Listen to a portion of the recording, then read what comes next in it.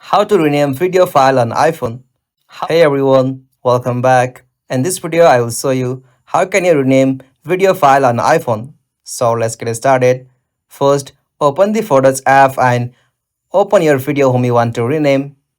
After you open video on your Photos app, you will get this type of interface. From your at the bottom left, tap on share icon, and from here you'll have to scroll down and tap on the option save to files. From here, at the bottom, you can see options like rename. From here, give a proper name whom you want to rename that files. Alright, after you do this, tap on save just at the top right. And from here, you'll have to just access that video whom you have saved on your iPhone. For that, open File Manager. Alright, so that video I have saved on my iCloud drive. So simply, I will open iCloud drive here. After you find your video here, tap on that. After you open that video, at the bottom right again, tap on share icon.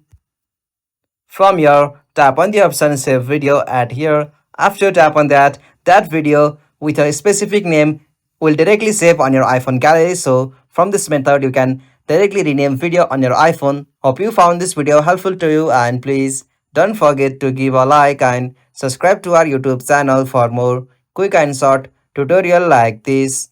Thank you for watching this. Have a nice day.